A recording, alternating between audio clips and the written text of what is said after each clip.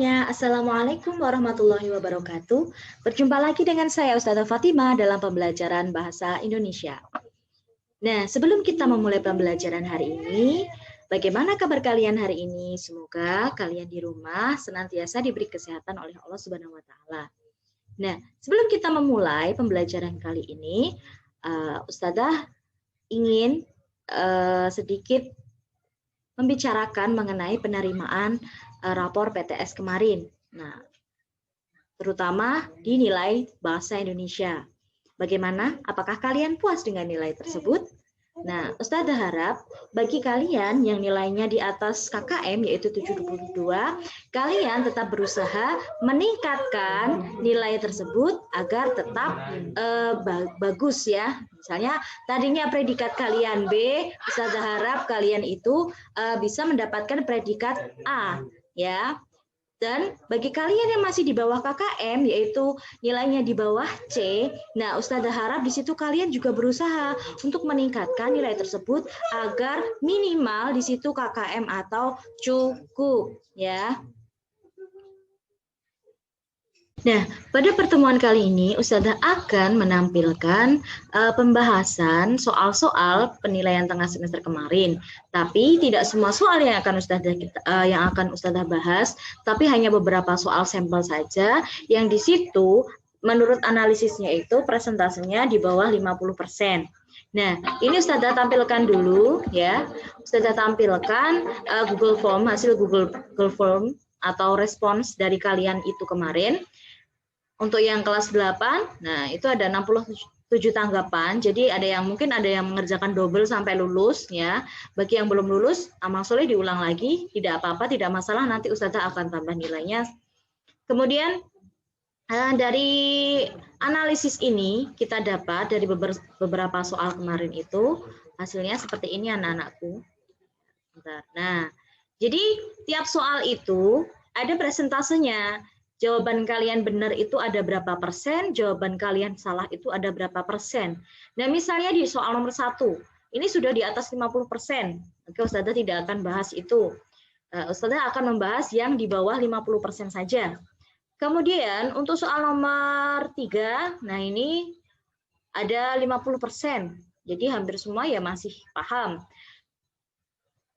Nah, di sini nanti Ustazah akan membahas soal yang di bawah 50%, misalnya nih soal nomor 9 dengan jawaban yang benar itu hanya 44,8% ya.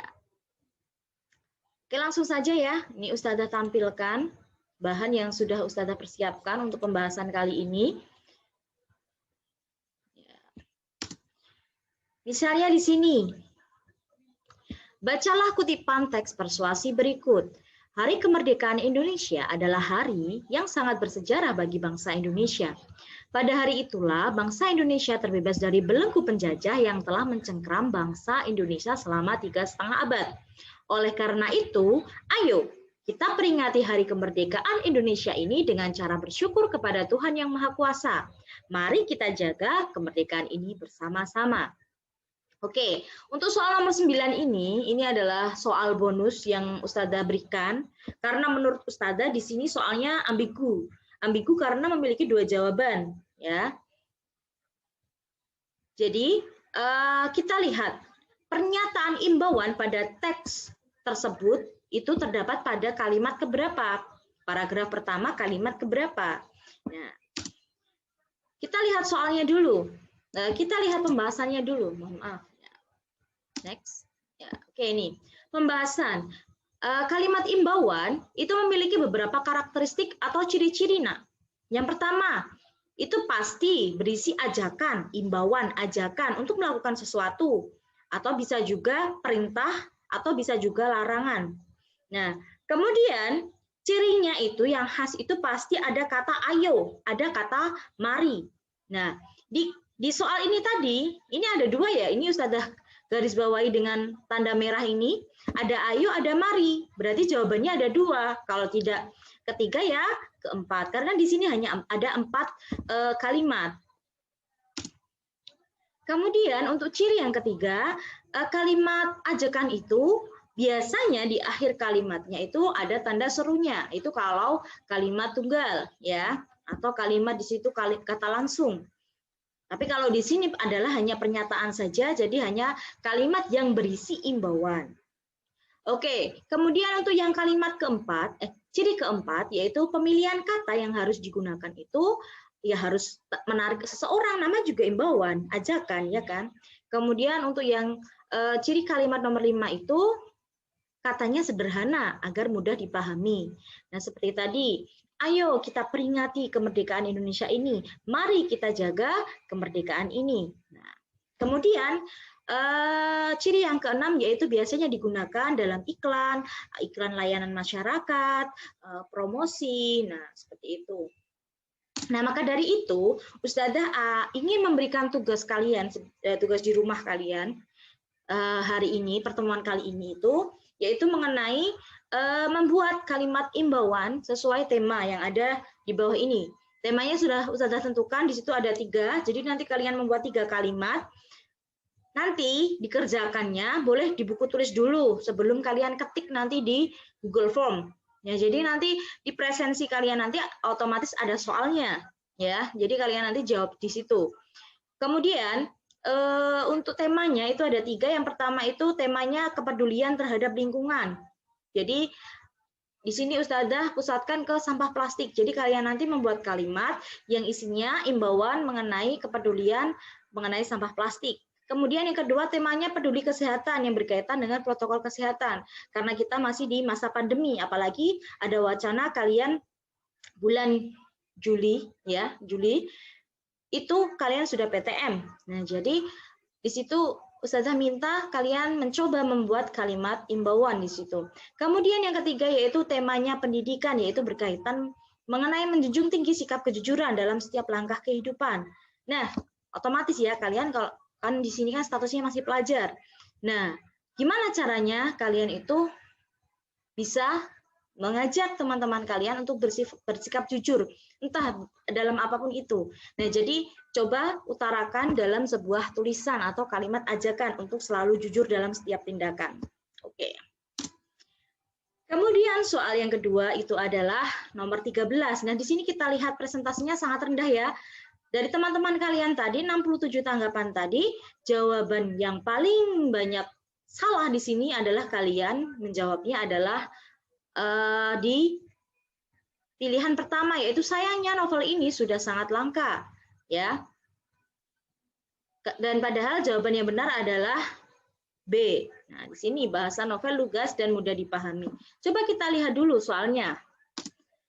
Nah, misalnya di sini ada sebuah soal, ini Ustazah naikkan dulu, oke. Bacalah teks ulasan berikut dengan seksama. Teks ulasan itu adalah review, nama lainnya dalam bahasa Inggris itu review. Jadi nilai moral yang kedua adalah hendaknya kita mau memaafkan kesalahan orang lain yang sudah bertobat. Jangan seperti tokoh Ayah Hasan yang tidak mau memaafkan kesalahan anaknya, bahkan sampai ajal menjemputnya.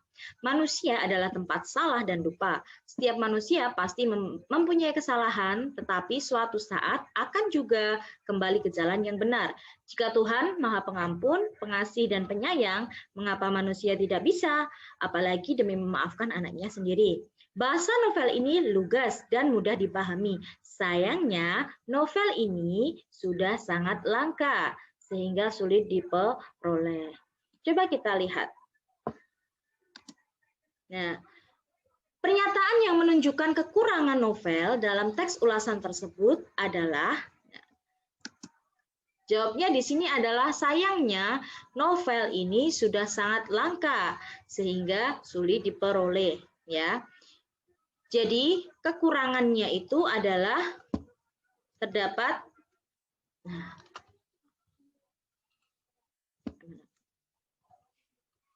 ini. Nah, ada di kata sayangnya. Kata kuncinya adalah ada kata sayangnya. Kalau bahasa novel lugas dan mudah dipahami itu merupakan kelebihan, ya. Kalau manusia tempat salah dan lupa, ini tadi hanya sebuah kata pengantar saja yang ada di novel. Kemudian nilai moral yang terkandung hendaknya kita memaafkan kesalahan orang lain, Itu merupakan kelebihan juga apabila kita tuliskan di dalam review tadi. Oke, kemudian adalah soal nomor 14. Jadi, kutipan ulasan tersebut merupakan bagian struktur dari apa? Nah, di sini jawaban kebanyakan salah ya. Jadi, ada 34,8% saja yang benar. Nomor 14. Mereka yang memilih jawaban positif dengan sendirinya akan mencerna Bad sebagai sebuah film alternatif yang kaya makna. Sebaliknya, bagi pemilih jawaban negatif, tak perlu lagi memaksakan diri untuk menikmatinya. Hal itu karena dari awal sampai akhir, Beth hanya mengambil satu setting kehidupan di suatu rumah sakit jiwa. Sumbernya yaitu buku Bahasa Indonesia Kemendikbud tahun 2017, kelas 8, halaman 160.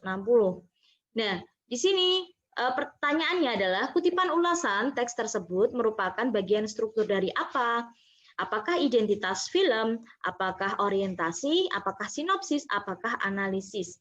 Nah, kita lihat dulu secara keseluruhan ya. Kita pahami dulu. Ya. Di sini termasuk orientasi. Orientasi itu adalah pengantar dalam sebuah teks ulasan. Nah, kita bahas dulu. Untuk struktur teks ulasan sendiri itu ada 5 ya, identitas, ada orientasi atau bahasa Inggrisnya orientation, kemudian tafsiran atau interpretative recount, kemudian evaluasi yaitu evaluation, dan rangkuman atau evaluative summation.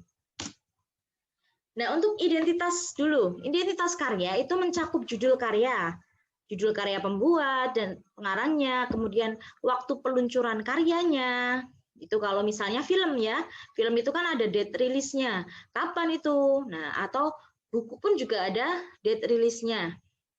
Dan lainnya. Bagian ini bisa disusun sebelum teks ulasan atau dinyatakan secara langsung seperti pada teks ulasan. Misalnya, ulasan kan banyak ya anak-anak, boleh film, boleh novel, boleh lagu. Contohnya di sini identitas mencakup judul, pengarang, penerbit, tahun terbit, tebal halaman. Kemarin sudah kita pelajari. Nah, karena jawabannya tadi di orientasi, kita lihat dulu. Untuk pengertian orientasi. Orientasi itu berisi gambaran umum mengenai karya yang akan diulas, yaitu gambaran umum karya atau benda tersebut berupa nama, kegunaan, dan sebagainya. Nah, kalau di soal ini tadi, nah di sini mereka yang memilih jawaban positif dengan sendirinya akan mencerna Beth. Jadi di sini ada ulasan sedikit saja mengenai isi dari buku tersebut. Beth hanya mengambil salah satu setting kehidupan. Ini masuknya di orientasi. Kalau tafsiran itu lebih ke cara pandangnya, ya, cara pandang seorang pengulas ya mengenai karya tersebut. Jadi bagian ini tuh dilakukan evaluasi dari sudut pengulasnya. Nah, biasanya penulis itu biasanya membandingkan karyanya, baik karyanya sebelumnya atau di situ karyanya orang lain, bisa ya. Jadi untuk penulisan teks ulasan itu juga menilai kekurangan dan kelebihan. Jadi di tafsiran ini sudah bisa memuat kelebihannya apa, kekurangannya apa. Kemudian untuk evaluasi itu berisi penampilan produksi dari gambaran tentang karya yang akan diulas atau karya yang diulas di situ. Ada ciri-cirinya, ada kualitas karyanya seperti apa. Baru rangkuman. Jadi untuk yang nomor 14 tadi jawabannya adalah B. Kemudian soal nomor 15. Nah, di sini ada presentasinya. Perhatikan teks ulasan berikut ya. Jadi di sini ada beberapa kalimat dari teks ulasan yang disusun menjadi setiap kalimat ya. Kalimat pertama berbunyi, ateis merupakan salah satu novel terbaik yang memperoleh hadiah tahunan pemerintah Republik Indonesia tahun 1969. Kemudian ada yang kalimat kedua, novel ini banyak memberikan pelajaran kepada pembacanya. Kita harus pandai bergaul dengan orang lain. Kemudian untuk yang kalimat ketiga, nilai moral. Yang kedua adalah hendaknya kita mau memaafkan kesalahan orang lain yang sudah bertobat. Untuk yang keempat adalah novel ini menceritakan perjalanan hidup tokoh Hasan. Dari kecil, ia dididik sebagai anak yang soleh. Ia begitu taat beribadah. Pertanyaannya, Pernyataan yang menyatakan bagian sinopsis itu terdapat pada kalimat nomor berapa? Yang berisi sinopsis. Sinopsis itu apa sih? Oke, jawabannya adalah kalimat keempat. Kalimatnya berisi, novel ini menceritakan perjalanan hidup. Ada tokohnya di situ. Sudah ada penceritaannya tentang apa? Nah, sinopsis sendiri adalah ringkasan, ya, ringkasan. Jadi ringkas isinya itu tentang apa sih? Nah, jadi ringkasan isi naskah cerita yang menggambarkan isi dari buku, film, atau pementasan, yaitu dari awal sampai akhir. Tidak harus dari awal sampai akhir, karena di sini tadi hanya kutipan yang mewakili, yang merupakan sinopsis itu ada di kalimat nomor 4. Ya. Tidak mungkin kalimat pertama, karena itu sudah membahas mengenai karyanya. Ya, itu malah masuknya ke orientasi. Nah, novel ini banyak memberikan pembacanya kita harus pandai bergaul. Nah, itu juga sama. Di orientasi bisa, dievaluasi bisa. Ataupun tafsiran juga bisa. Oke. Biasanya kalau yang kalimat kedua ini cocoknya itu ada di tafsiran ya. Nah, kemudian nilai moral yang kedua adalah hendaknya kita mau memaafkan. Ini bisa di tafsiran bisa, dievaluasi pun juga bisa. Karena di sini masuk ke kelebihan dan kekurangan. Oke. Soal selanjutnya itu ada di nomor 19 ya. Jadi di sini konjungsi penerang dalam kutipan teks ulasan tersebut. Oke. Jadi di sini yang benar dari kalian itu hanya 45,5%. Ya, jadi banyak beberapa yang salah juga di situ, masih ada yang jawab karena, ada yang jawab dan, ada yang jawab kemudian. Kita lihat dulu, kita bedah soalnya dulu. Oke, nomor 19 ini, Hasan merasa bahwa semua itu karena perbuatan Anwar. Ia menaruh dendam pada Anwar dan berniat membunuhnya. Pada suatu malam, ia melaksanakan rencana itu, kemudian ia mencari Anwar. Jadi sumber buku Bahasa Indonesia Kemendikbud 2017 kelas 8 halaman 155. Konjungsi penerang. Apa sih konjungsi penerang itu? Kita lihat dulu. Jawabannya itu adalah bahwa, ya. Bukan di sini, bukan yang karena ini, bukan yang dan pun juga bukan. Oke, di sini dan ada nggak sih? Oh, enggak ada. Oke, berarti di sini hanya ada konjungsi bahwa, karena. Nah, konjungsi sendiri, konjungsi itu adalah kata hubung atau penghubung.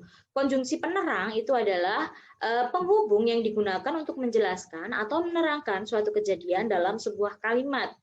Ya, contohnya dalam konjungsi penerang itu biasanya digunakan kata penghubungnya itu antar frasa, antar kalimat, antar kata, antar klausa. Nah, kemudian konjungsi itu biasanya digunakan pada kalimat langsung dan tidak langsung. Contohnya yaitu yakni dan bahwa. Nah, jadi konjungsi temporal, jadi untuk jawaban yang tadi itu adalah bahwa. Ya, tidak mungkin karena itu adalah konjungsi sebab akibat, ya. Oke. Kemudian untuk yang nomor 20. Nah, ini juga sama, ini ada beberapa teman kalian, sebenarnya ini gampang ya, di buku paket sudah ada, Ustazah juga pernah menjelaskan apa itu konjungsi temporal. Tempo itu waktu, berarti kalau konjungsi tadi kata hubung, konjungsi atau penghubung kata hubung yang menerangkan waktu, ya, yang menunjukkan waktunya. Oke. Nomor 20 ya. Di situ ada soal. Kalimat yang pertama, pemerintah melalui Menteri Kesehatan menjelaskan bahwa tugas mencegah penyebaran COVID menjadi tanggung jawab bersama antara masyarakat dan pemerintah. Ini ada konjungsi bahwa. Kemudian, kalau bahwa tadi jelas ya, masuk ke konjungsi apa? Ya, konjungsi penerang. Kemudian untuk yang nomor 2, sejak COVID-19 melanda, semua kegiatan dibatasi. Itu ada kata sejak. Ya, berarti di situ menunjukkan waktu, tempo. Nah, untuk yang lain bahwa di sini, bahwa itu termasuk konjungsi penerang, kalau karena tadi konjungsi sebab akibat. Jawabannya tentu jelas, yaitu yang kalimat kedua atau B. Nah, Jadi di sini konjungsi temporal itu adalah kata hubung yang berfungsi untuk menyambungkan dua peristiwa berbeda yang berkaitan dengan waktu. Yaitu kata konjungsi temporal merupakan kata hubung yang berkaitan dengan waktu. Jadi seperti tadi ada kata sejak, ya kan? Nah, insya Allah itu nak. Jadi dari beberapa pembahasan tadi itu hanya cuplikan saja, tidak otomatis tidak semua Ustazah bahas ya, karena di situ ada teman kalian yang belum remedi. Jadi Ustazah minta bagi yang ingin memperbaiki nilainya tidak akan Ustazah ubah sebelum nilai kalian tuntas. Jadi silakan dikerjakan sampai nilai kalian tuntas. Oke? Taunya yang remedi nggak remedi gimana ya? Silahkan lihat rapor masing-masing, ya. Jadi di situ silahkan dilihat bahasa Indonesianya nilainya berapa. Kalau nilai segitu nanti nilai harianku bagaimana. Nah, jadi misalnya nilainya otomatis kalau kalian remedi itu nilainya KKM, tidak mungkin di atas KKM, ya. Paling di atas hanya sedikit. Itu kebijakan Ustadzah sebagai guru melihat usaha kalian seperti apa. Kemudian untuk nilai-nilai tugas pun juga akan mendukung nanti di kalian dalam kenaikan kelas. Jadi misalnya, hanya mengerjakan PTS saja, tetapi di situ tugas-tugas tidak dikumpulkan. Ya mohon maaf, nanti nilai kalian tidak akan maksimal atau bahkan nanti tidak bisa naik kelas, ya. Oke, sekian dari Ustadzah. Alhamdulillahi jazakumullahu khairan. Wassalamualaikum warahmatullahi wabarakatuh.